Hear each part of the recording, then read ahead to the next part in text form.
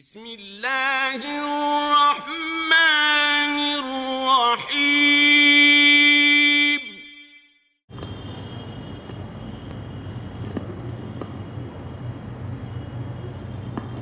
السلام علیکم ورحمۃ اللہ وبرکاتہ۔ بسم اللہ الرحمن الرحیم۔ عن ثوبان رضی اللہ تعالی عنہ قال یا رسول اللہ ای المال نتخذ؟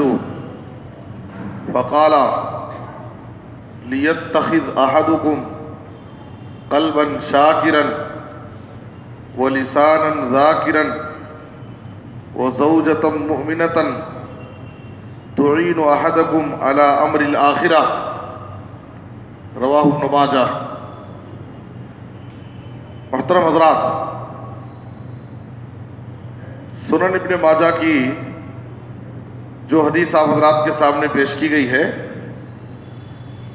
اس حدیث کا جو سبب ورود ہے، جس پس منظر میں نبی صلی اللہ علیہ وسلم نے بیان کیا ہے، سورہ توبہ کی آیت نمبر 34 نازل ہوئی، والذین یکنزون الذہب والفضة ولا ينفقونها فی سبیل اللہ فبشرهم بعذاب علیم۔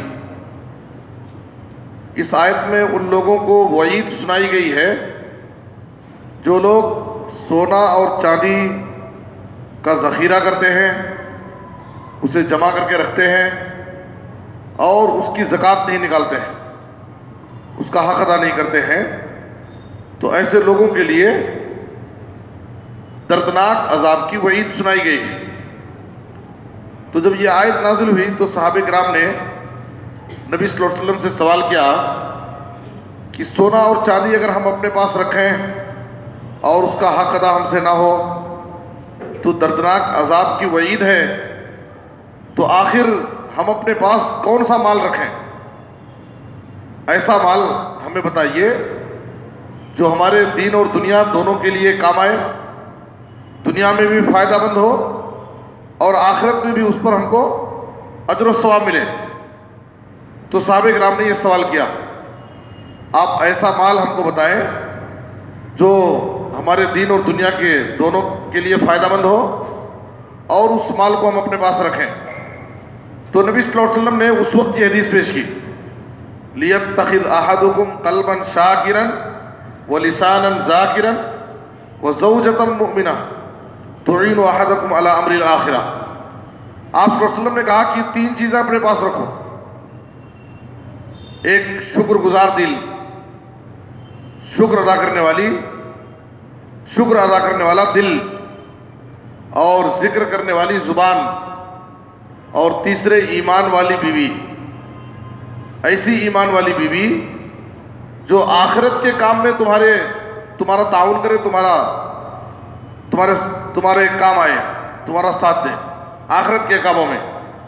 ویسے تو میاں بیوی کو دونوں کو ایک دوسرے کے لیے معاون ہونا چاہیے، یہ خوشگوار ازدواجی زندگی کے اسباب میں سے ہے کہ شوہر بیوی کے کام آئے، بیوی شوہر کے کام آئے دنیوی اعتبار سے، لیکن اس سے زیادہ بڑھ کر کے دینی اعتبار سے آخرت کے کاموں میں میاں بیوی ایک دوسرے کے لیے معاون بنے۔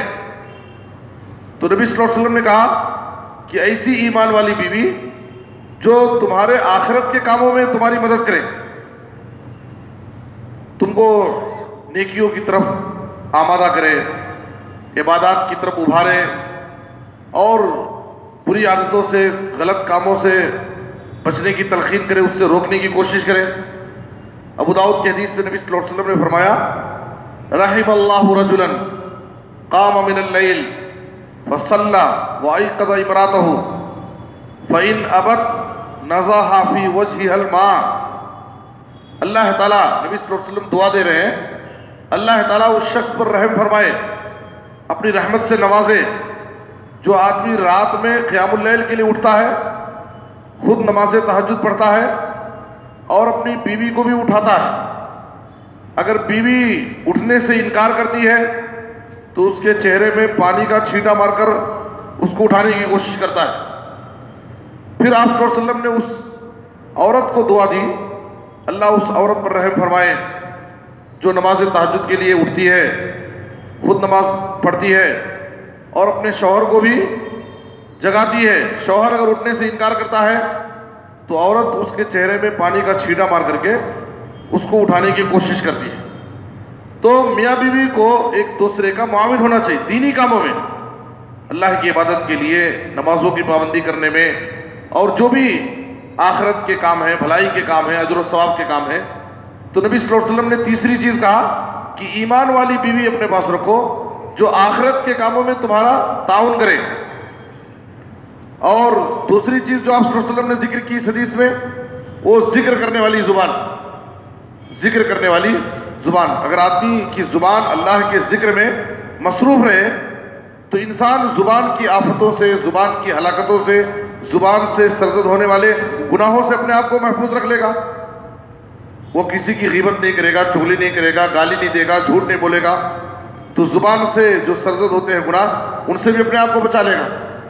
اور دوسری بات یہ ہے کہ انسان جب اپنی زبان کو ذکر میں مصروف رکھے گا تو ذکر و اذکار کے بڑے فضائل ہیں، اللہ رب العالمین کے پاس بہت سارا اجر و ثواب وہ حاصل کر لے گا، اس کے درجات بلند ہوں گے اور بہت سارے خیر اور بھلائی کو جمع کر سکتا ہے ذکر و اذکار کے لیے، ذکر و اذکار کر کے۔ اسی لیے اہل ایمان کو کثرت سے بہت زیادہ اٹھتے بیٹھتے، چلتے پھرتے، سوتے جاگتے کثرت سے ذکر کرنے کا حکم دیا گیا ہے۔ یا ایھا الذین آمنوا اذکروا اللہ ذکرا کثیرا، اے ایمان والو تم کثرت سے اللہ کا ذکر کرو۔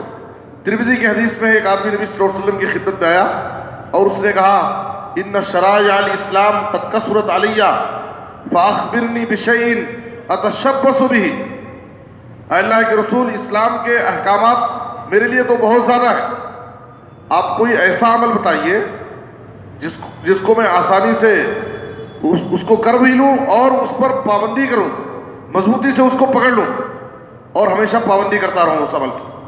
تو نبی صلی اللہ علیہ وسلم نے کہا لا یزال لسانک رطبا من ذکر اللہ، تمہاری زبان ہمیشہ اللہ کے ذکر میں تر رہے، اپنی زبان کو ہمیشہ اللہ کے ذکر میں مصروف رکھو۔ تو نبی صلی اللہ علیہ وسلم نے کہا کہ ذکر کرنے والی زبان تم اپنے پاس رکھو۔ اور پہلی چیز آپ صلی اللہ علیہ وسلم نے کہا شکر ادا کرنے والا دل، شکر گزار دل، اس لیے کہ انسان کے مزاج میں ناشکری کے جذبات بہت ہیں۔ تھوڑی سی اگر کوئی پریشانی آتی ہے، کوئی مصیبت آتی ہے، کچھ اونچ نیچ ہو جاتا ہے، آدمی ناشکری کر بیٹھتا ہے اور سابقہ تمام احسانات کو، تمام نعمتوں کو، تمام بھلائیوں کو بھول جاتا ہے، چاہے وہ اللہ کی طرف اللہ کی ناشکری ہو، چاہے لوگوں کی ناشکری ہو۔ اسی لیے قرآن میں اللہ تعالیٰ نے انسان کے بارے میں کہا وَكَانَ الْإِنسَانُ كَفُورًا، انسان بڑا ناشکرا ہے، وَقَلِيلٌ مِّنْ عِبَادِيَ الشَّكُورُ، میرے شکر گزار بندے بہت کم ہیں۔ تو انسان کو ہر اعتبار سے اللہ رب العالمین کا شکر گزار بندہ بننا چاہیے، ہر حال میں، چاہے انسان تکلیف میں ہو یا آرام میں ہو، خوشحالی میں ہو یا بدحالی میں ہو۔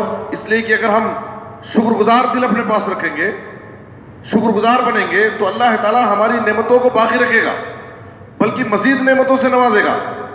لیکن اگر ناشکری کریں گے تو اللہ رب العالمین نعمت کو بھی چھین لے گا اور ہم کو عذاب میں بھی ڈال دے گا۔ لئن شکرتم لازیدنکم ولئن کفرتم ان عذابی لشدید۔ اور اللہ رب العالمین کا شکر تینوں طریقے سے ادا کرنا چاہیے۔ ایک تو زبان سے اللہ کی تعریف بیان کر کے، اس سے استغفار کر کے، اس کی حمد و ثنا بیان کر کے، جب بھی ہم اللہ کی کوئی نعمت استعمال کریں تو فوراً اس پر اللہ کی تعریف بیان کریں، اور دل میں اللہ رب العالمین کی محبت، اس کی عظمت اپنے دل میں بٹھا کر کے، اور اپنے اعضاء و جوارح سے اللہ کی عبادت اور اطاعت کر کے، نماز روزوں کی پابندی کر کے ہم اللہ کا شکر ادا کریں۔ یہ عملی شکر ہے۔ تو ہر اعتبار سے ہم شکر گزار بنیں اور اپنے پاس شکر گزار دل رکھیں۔ تو نبی صلی اللہ علیہ وسلم نے کہا اگر دین اور دنیا کی بھلائی چاہتے ہو تو اپنے پاس تین چیزیں رکھو: شکر گزار دل، ذکر کرنے والی زبان، اور ایسی ایمان والی بیوی جو آخرت کے کاموں میں تمہاری مدد کرے۔ اللہ سے دعا ہے کہ اللہ تعالیٰ ہمیں ان تمام صفات سے متصف ہونے کی توفیق عطا فرمائے اور دنیا اور آخرت کی سعادت نصیب فرمائے۔ آمین تقبل یا رب العالمین۔ صلی اللہ علیہ نبینا محمد و آلہ وصحبہ اجمعین۔